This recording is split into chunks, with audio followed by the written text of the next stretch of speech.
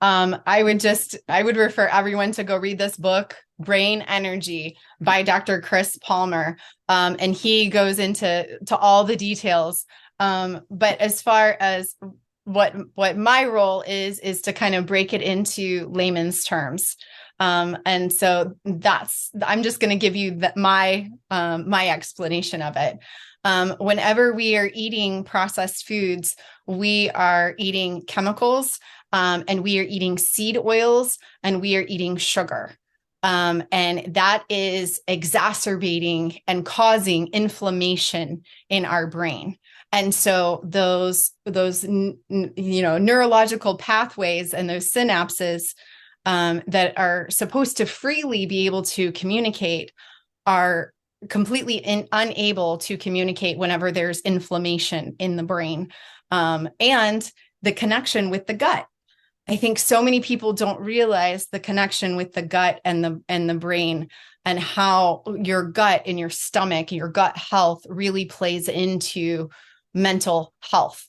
And so whenever you clear all that out, that's whenever you can get to that baseline, and then you can experience that clarity that really I found is it's worth it. It's worth it to be able to just do that experiment and see what it's like to experience clarity and not mental illness.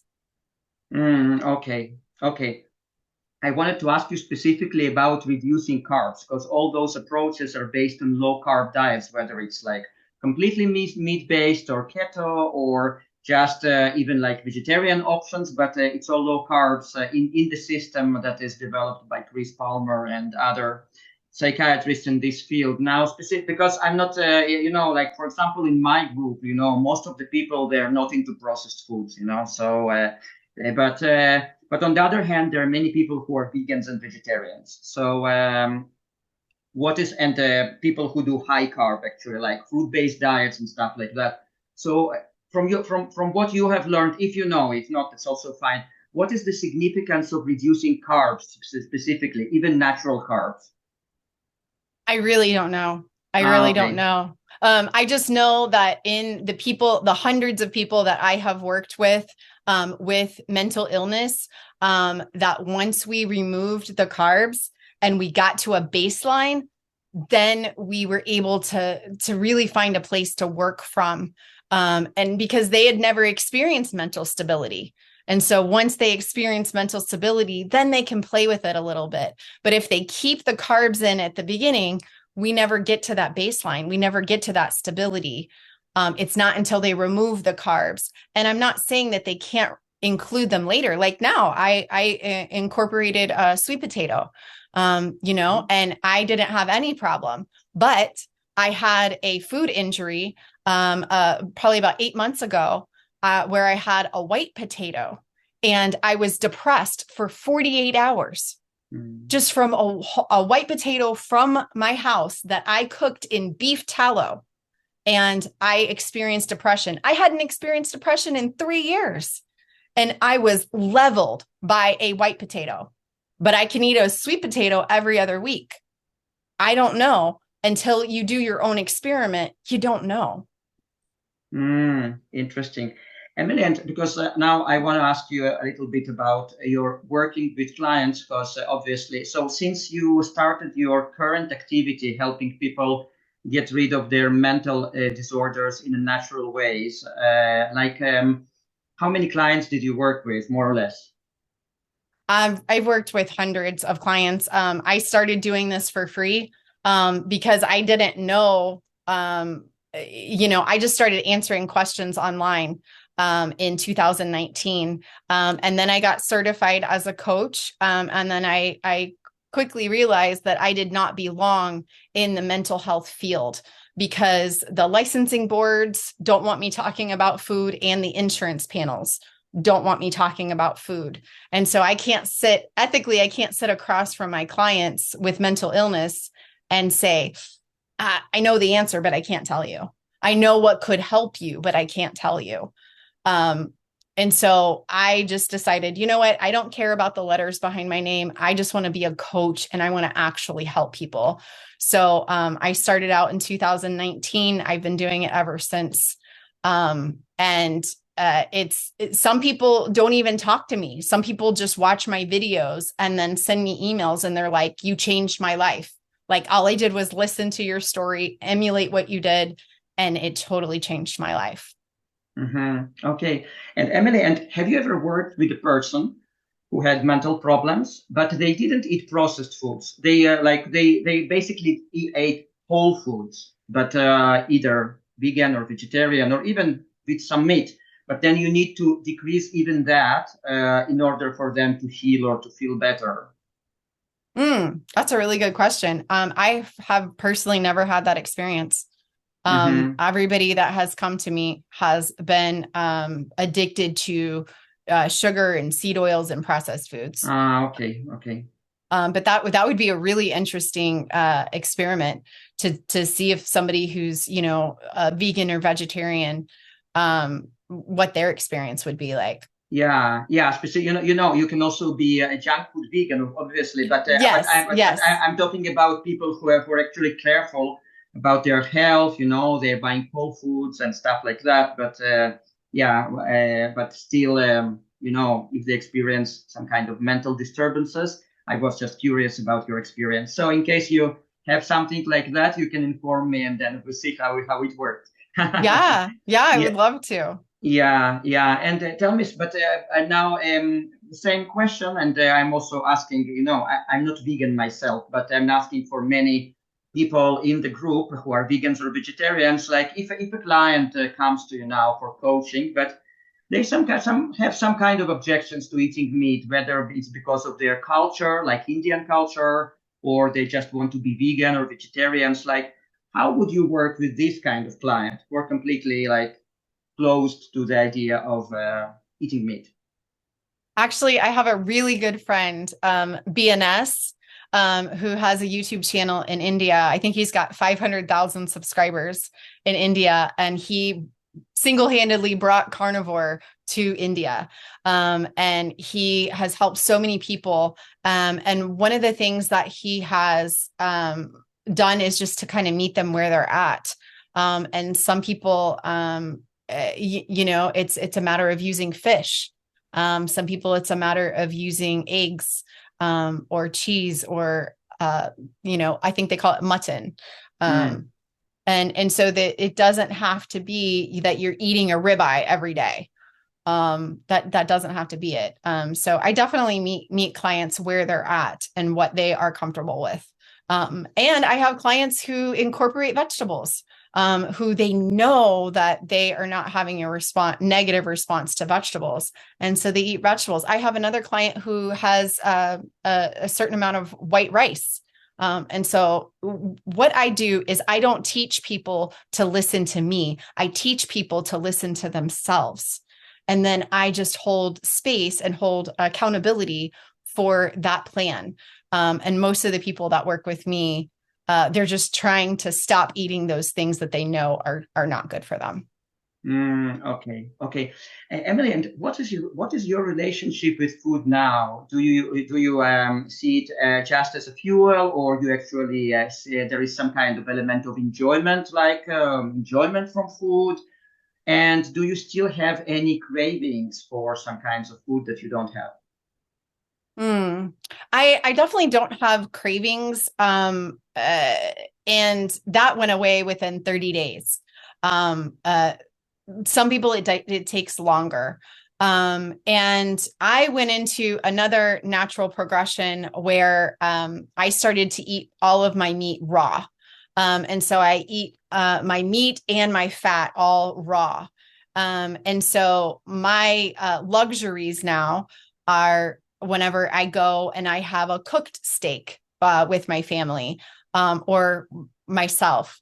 And that's a neat experience, but I'm always so quick to get back to the raw because I don't feel as good whenever I eat it cooked. There's this greasy heaviness.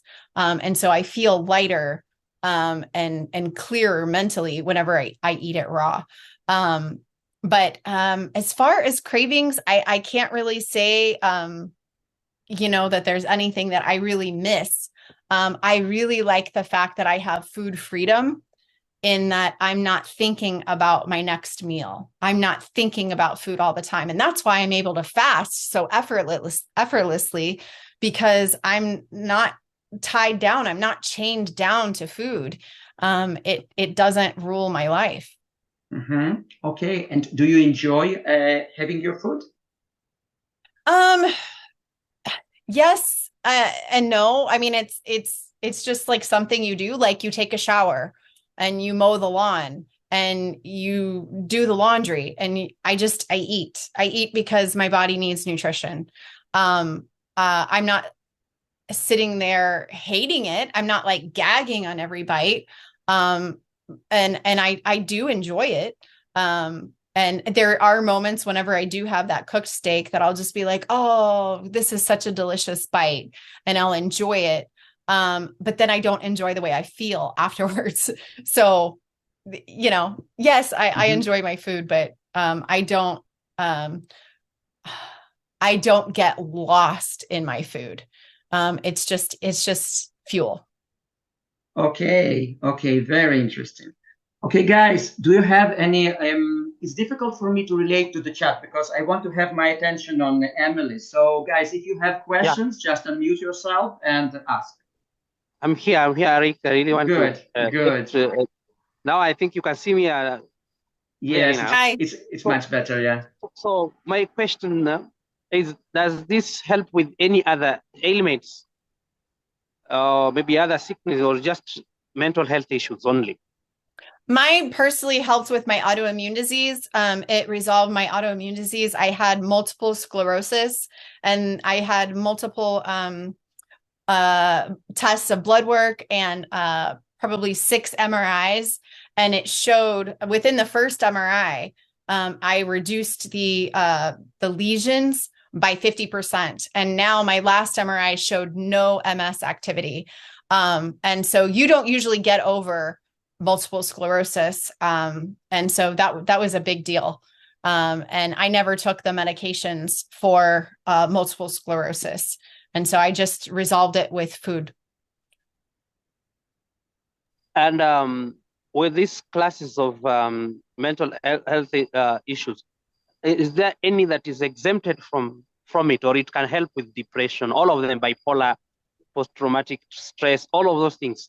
Are they all combined, or it's just some specific ones and then others not?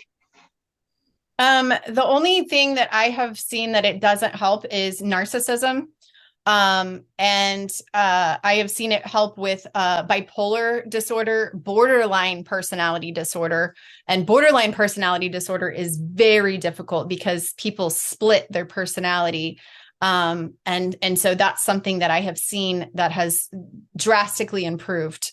But they have to stay the course. As soon as they go back off into those sugar and processed foods, they go right back into the borderline personality disorder.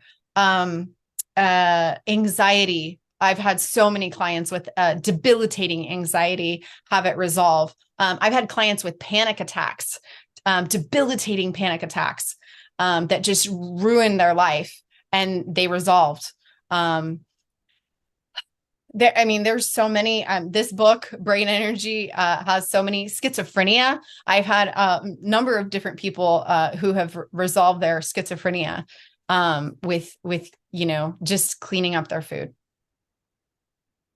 And lastly, were you also combining fasting during this time?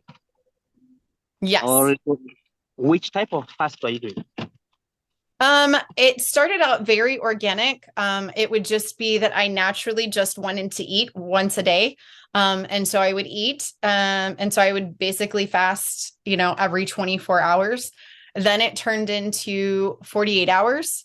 Now if I fast, it is usually if I am guided by my inner knowing to specifically go on a fast. So I don't fast because I'm just like, okay, it's Monday and I'm going to fast for 5 days.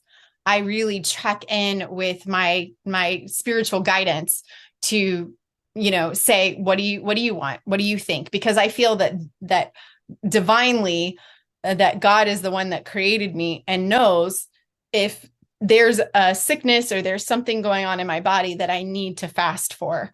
And so I think the most I've fasted is 7 days.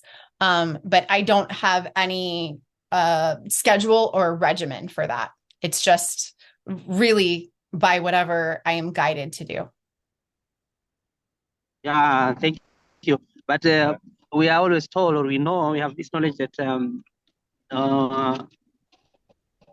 meat takes longer time to digest. So sometimes you eat and then you find that you don't feel like eating again. So like in a day, you can normally, when you don't have the idea of fasting, during those days that you are transitioning or you are healing, were you taking 2 meals, or were these meals regular or irregular? Were they arranged in a way, or please? Some days I eat once a day. Some days I eat twice a day.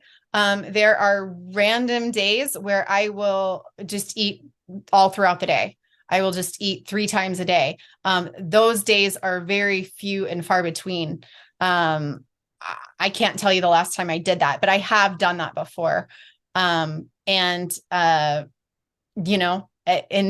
sometimes it'll be followed up by, 2 days of fasting. So yeah. Emily, I think Frederick meant while transitioning, like when you started. How was it initially? Was it initially like that, or you kind of ate? So could you tell about that?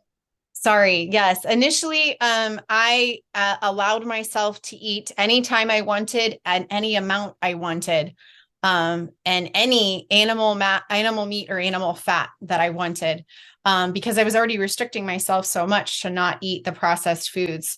And so I would say within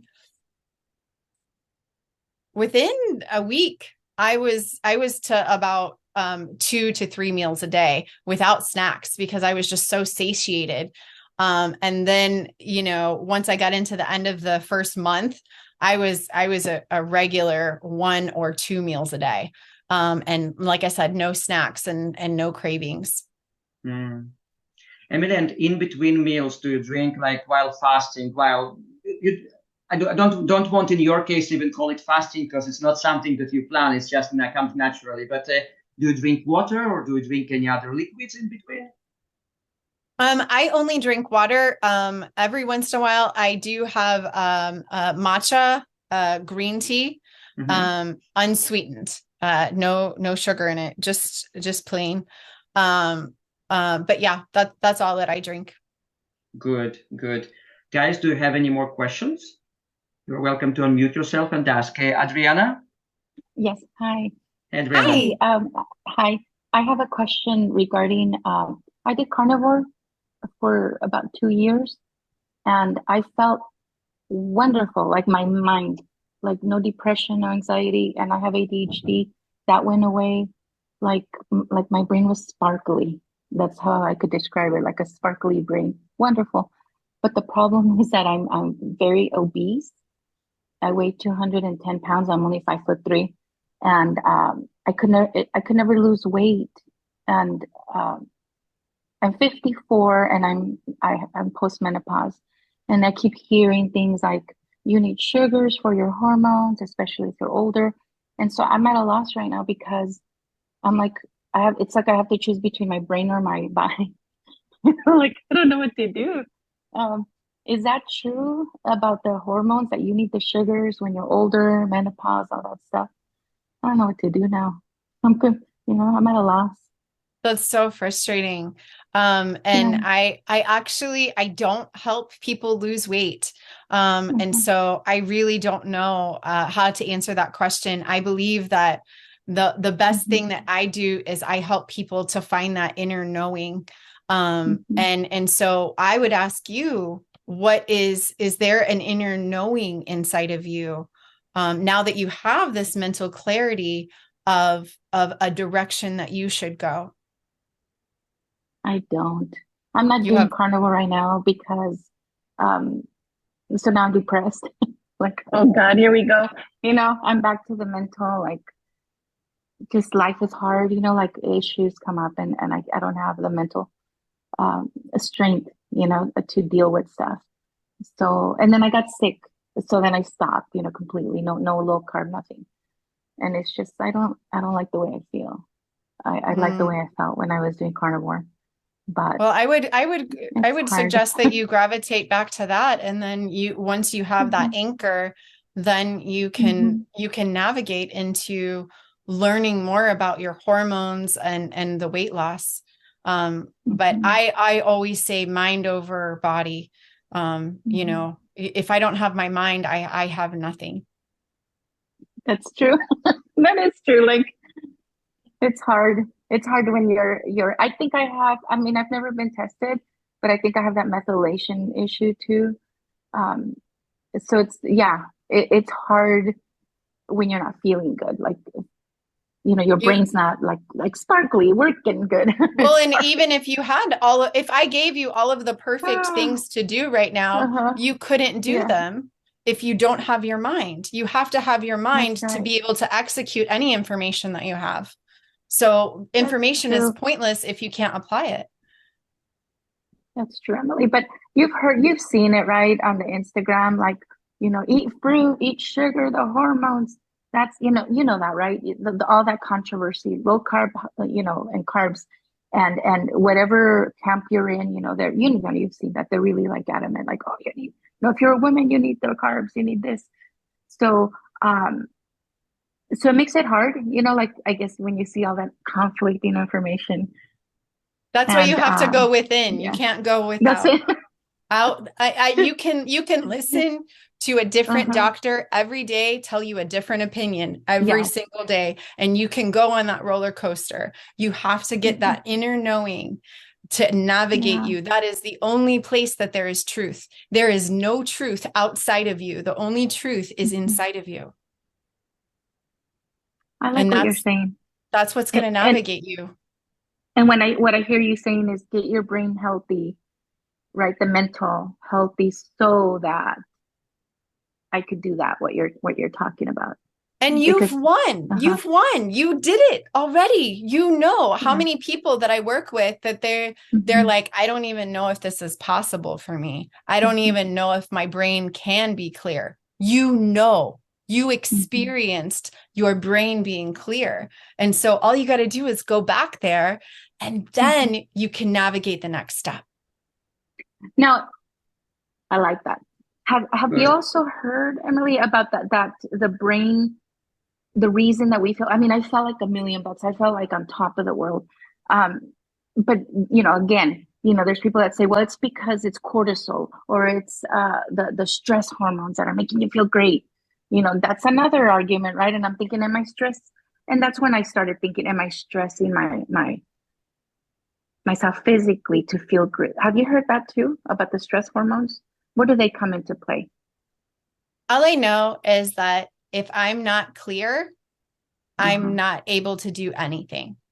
So even if I need to ride a cortisol high to get to Uh-huh. the place where I can function and I can make decisions, clear Yeah. decisions and act on those decisions, I have to Uh-huh. get to that place. Um, and I hear you. that's been my experience. Okay. So Yeah. what I hear you saying, it's like when the switch is off. I started reading a book called The Joy Switch. Like when this, and I can't even read the book because my switch is so off that even reading it stresses me out. And it's about joy, how to turn the joy switch on. I can't even read it. You know But I the hear what you're answer. saying. You know Yeah. the answer already. I hear it. You know the Oh, answer. So I'm grateful that you spoke, and I'm grateful that thank you you. were able to, your body was able to hear you say this. I know the answer, and I just Mhm. have to go back to that answer. Thank you. You've got this. Yeah. Yeah, Emily, I just wanted to tell you that I really resonated with your words about doing everything in order to get good mental performance. It's also important because you cannot decide anything when your mind is unclear. You cannot do anything. Like how will you ever change your diet or your lifestyle or your thinking if your mind is not clear? So if a person lives by certain nutritional standards and it doesn't give them mental clarity or certain lifestyle or whatever, just to do everything, just to get clear mind, and then from there decide. So important. And then what the next step? Yeah. Yeah. Okay. Now, Emily, I wanted to ask you about, first of all, we have one question in the chat. Did you fast while taking meds? Because you mentioned that you still were on meds for some time, but then you probably fasted more and more. So, did you fast? Yes. I definitely was on the, one meal a day for a considerable amount of time while I was still on the psych meds. Because my last psych med was September. And I started eating this way in February. So between February and September, there were many days that I would fast, 24 to 48 hours on psych meds. Okay. Good. And then I also wanted to ask you about the restoration of your physical ability, because you mentioned that as a result of MS, you could not hold things. I think you also mentioned impaired speech, either here or some other interview. So you had lots of certain disabilities. Now, did you get back all those things, like your ability to move your hands, obviously you speak very clearly, so have no doubt about that, but could you tell me how your ability got restored? Yeah, I'm actually better now than I was 15 years ago. I do CrossFit every morning, and I don't know if everybody knows what that is, but it's just a really intense workout. And it's easy for me. I can use my legs, I can use my trunk, I can use my arms. I have no problem with my speech because before with the MS, I had delayed and slurred speech. And it was significant. And then I had to have these things where I put it on my pen so that I could grip my pen. I couldn't write if I didn't have these attachments. I had to put these on my forks and my knives because I would drop them. And so, yeah, now I don't drop my forks and knives. I don't drop my plates, my cups. And I'm able to run. I'm able to walk up and down stairs. I live in a 2-story house now. And most multiple sclerosis patients would never choose to live in a 2-story house. But I haven't had any symptoms since May 9th of 2019. And so it's completely gone. If anything, I'm better than I ever was, as far as my physical abilities. Amazing. Did you get all those abilities gradually? I mean, back. Yeah, like I said, my last symptom was May 9th of 2019. And so I was very weak through that time. And so I slowly, and I noticed as I started losing the weight, because the weight, I lost 120 pounds. And so as the weight came off, also, I was able to do more because I wasn't carrying around 260 pounds. I was able to function more, to run up the stairs instead of slowly go up the stairs. And so I noticed that I'm able to do more physically now than I ever was. Amazing. Okay, guys. So, do you have any more questions? Because I want to talk more about spiritual side of all your process, but maybe some people have more questions about the physical side, physical recovery, nutrition, and stuff like that. If you have any questions, guys, you're welcome to unmute yourself and ask.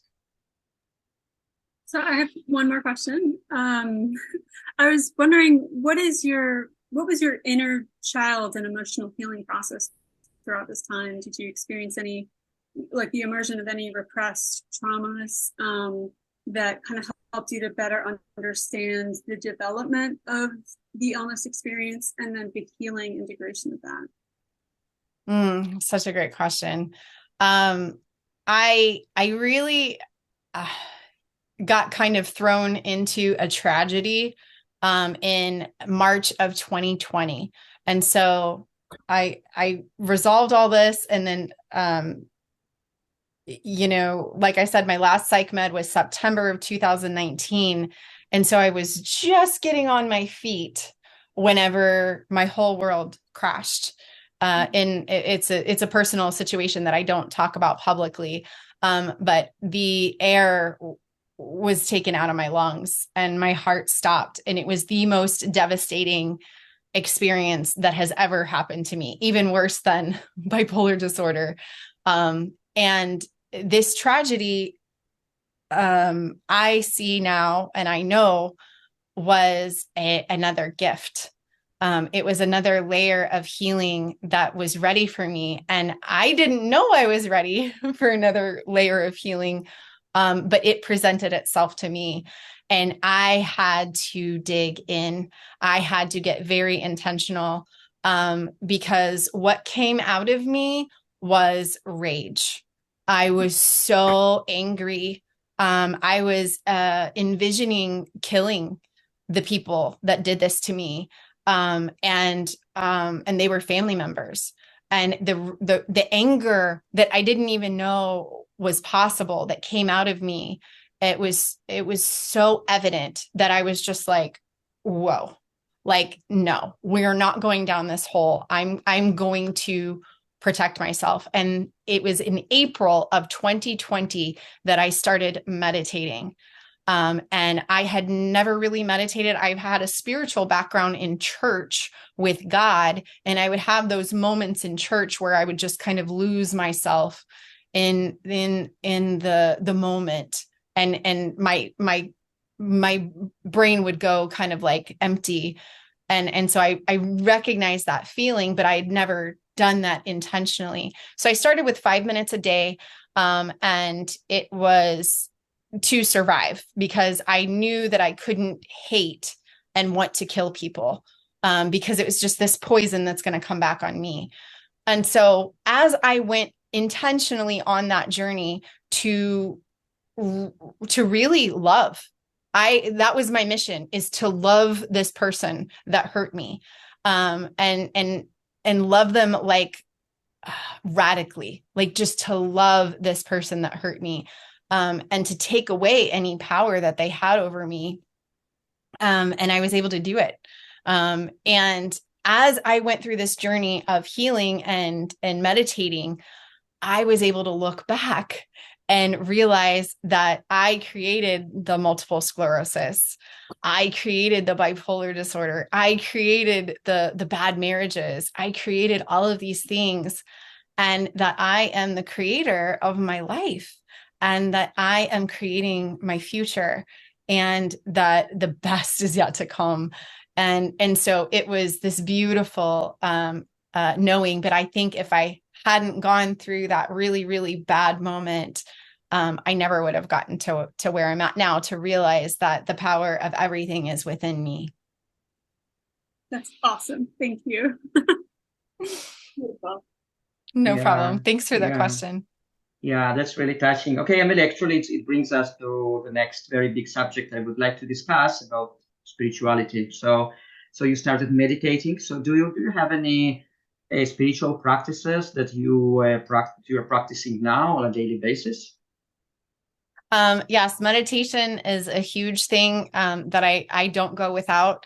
I have gone up, significantly. My minimum is 20 to 30 minutes in the morning, 20 to 30 minutes in the evening. And then now it's my addiction that if I have a time slot in between appointments, I'm like, ooh, I get to go meditate. And so I go and I meditate, and I just commune with the divine. And I just get that knowing of who I really am, and that identity in the divine. to realize that I am divine, that I am holy. And I really, my favorite thing is that I'm able to transfer that to my clients and to let them know that they are divine and they are holy and that they are spirit led. And so I don't, I don't discriminate. I will meet with anyone on any level if they're, a different religion, if they're a different denomination, if they're Hindu, they're Buddhist, they're, Muslim, they're anything. Like, there's so much power in just that connection, that I don't believe that there's just my way. And so I talk to all of my clients wherever they're at. Okay, fascinating. Okay, and now I wanted to ask you about the system, the healing system that you have created. It's called the inner clarity system, right? Yes. So could you tell us the outline, what it is exactly, and how it was born? How did you create it, and what it includes, and stuff like that? Yeah, I started out, with the same model of being a therapist, that I would just have sessions with people. And I realized that that was a broken model, that people would, have this session with me, and then they would get all this information and they'd be like, okay, great, I got it, I'm going to go. And they would go and try and do it on their own. And then they would fall flat on their face. And then they would feel like a failure and they wouldn't come back to me. Sometimes they would come back to me a couple months later and be like, I failed and blah, blah, blah, blah. But I noticed that it was the clients who stayed connected to me. They stayed tethered to me, on the good days, the bad days, the ugly days. Those were the ones that were knocking it out of the park. And so I just created this, the inner clarity system, to encompass that, so that there was this commitment, this almost like a mother's commitment, that I'm here and I'm not going anywhere. And I want to witness you. I want a front row seat to your transformation. And they commit to say, I'm doing this. And so we start with the foundation of the entrance. The gate is the clarity call. I don't work with anyone until I have a call with you first. I have to know that you resonate with me and that I resonate with you. And so that's the starting spot. And then we'll go from there. But if anybody is wanting to work with me, reach out to me for a clarity call, and then I'll see, we'll know. I'll be like, I can't help you. Or, I think that you're going to do great on your own. Okay. And what's this system about? Like what exactly are you doing with your clients? Okay. Yeah. The inner clarity system is, it's 8 weeks. And we meet individually. And then also I have a series of emails that anchor us. So it's not just like, hey, how's the weather? Like we have something that we are focused on. And it starts with the foundation of clearing out the noise, clearing out the foods that you agree on are not good for you. Because you know what's good for you and what's not. And so we have that basis of that foundation of the food. And then we go into more of the inner clarity. And I don't teach people to listen to me. I teach people to listen to themselves and to really have practices that incorporate that inner clarity. Some of it is grounding, going outside barefoot at first sunlight to get that sunlight in your bare eyes.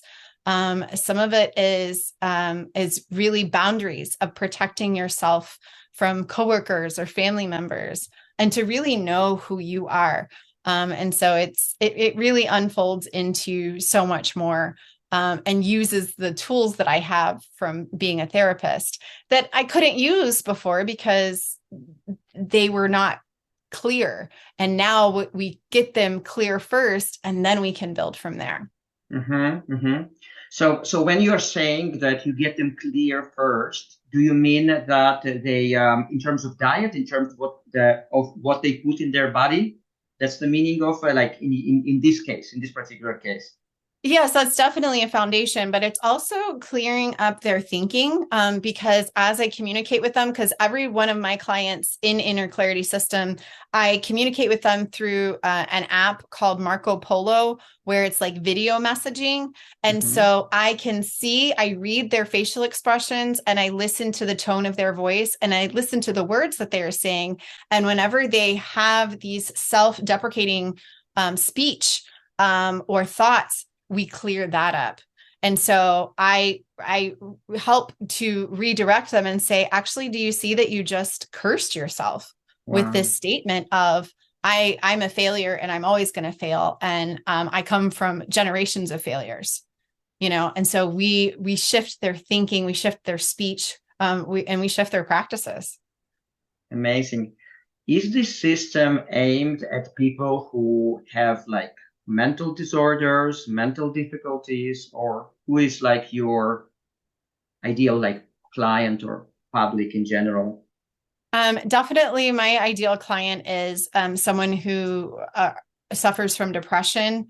And usually that depression is from those self-deprecating thoughts of, I'm an addict. I keep eating the same thing. I keep doing the things I know I'm not supposed to do. I even have clients who are fentanyl addicts, alcoholics, I have people who have binge eating disorders, or eating disorders, bulimia.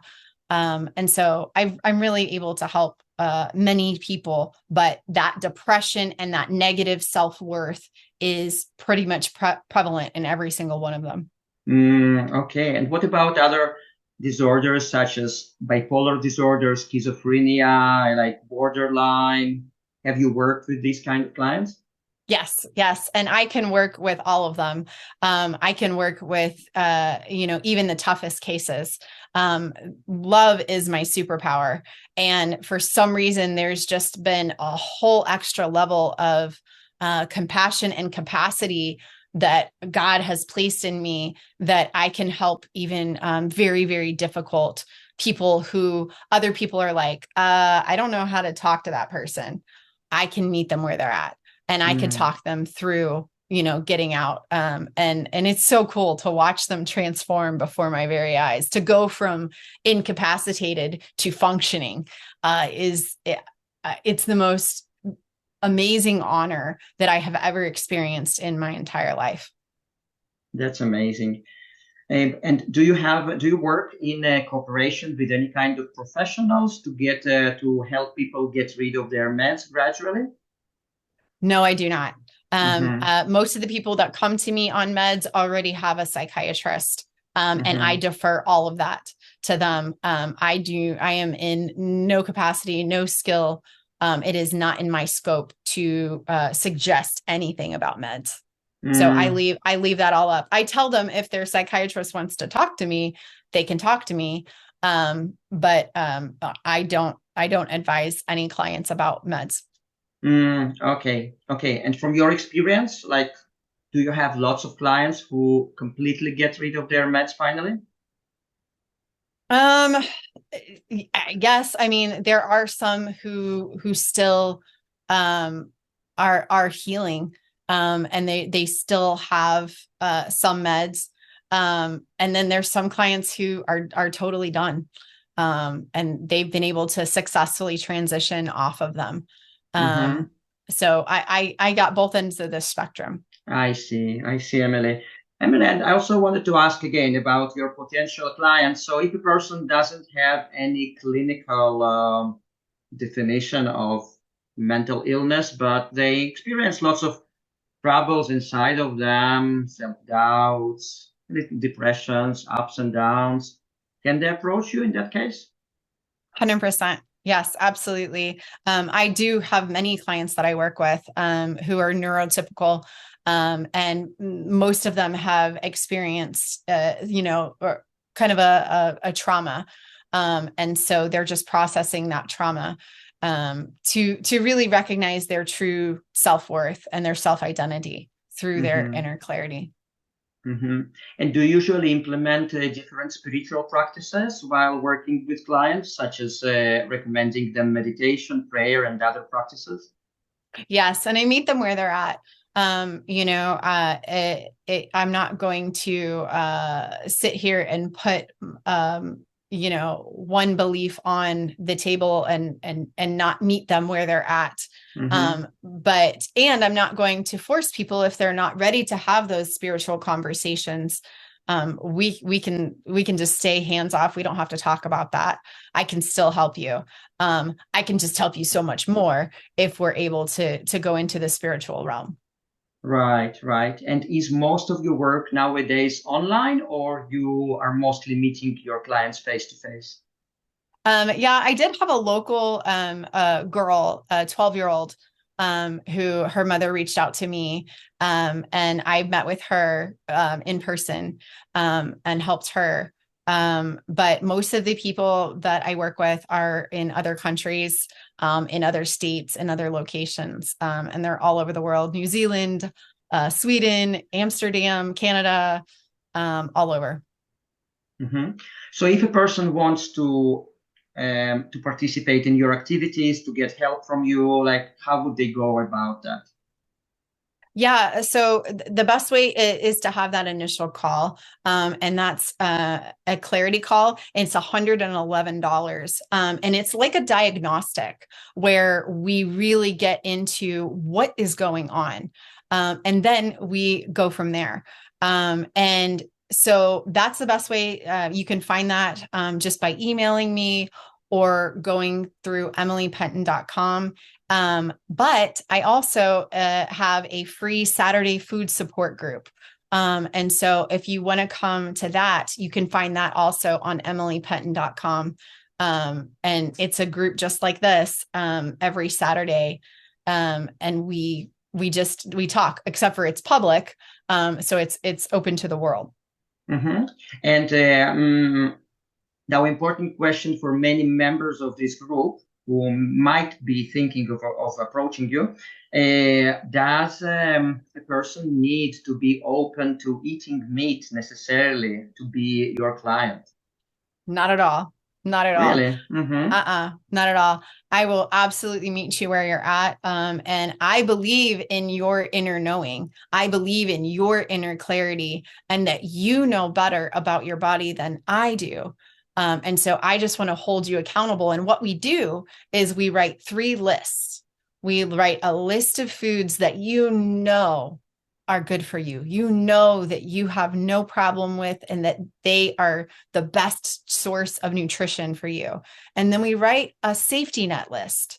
These are the foods that you're not so sure that you should eat, but you need to have that safety list for bad days, whenever you're on your period, or whenever, somebody yells at you, or you're having a bad day. You have that safety net list of foods, but you don't rely on that safety net. And then we have the red flag list, the foods that you are admitting publicly before me, and I am witnessing you that those are foods that you know that you should never touch. And then we go from there. Amazing. Very interesting. So we'll put, as I told you, we are going to put all the links below this video. So whatever links you want to be put there, will be put there. Now, guys, we are about to wrap it up, but maybe any of you have more questions. So please unmute yourself. Revital again, hello. Hello. I just wanted to ask you a technical question. You said before that seed oil is not good. Do you mean all the seed oils? Like, yeah, I know the canola and all the industrial ones, but what about like olive oil and things like that? I'm sure that there are definitely better sources of olive oil. But there are some that are really, from my research, that they are corrupted. So I would definitely just check your source of oil. That's what I would say. Okay. So you basically recommend like from animal source, but and check the all right, check the ones vegan. Okay, thank you. Yeah, no problem. Any more questions, guys? You have your last chance for today. I will be very happy, Emily, to host you again, maybe a few months from now. We might do the second part if you enjoyed. Are you enjoying it so far? Have you enjoyed it? I gotta tell you, Arik, I have never experienced a group like this. This is I feel so welcome. I feel so honored. I just feel so much love.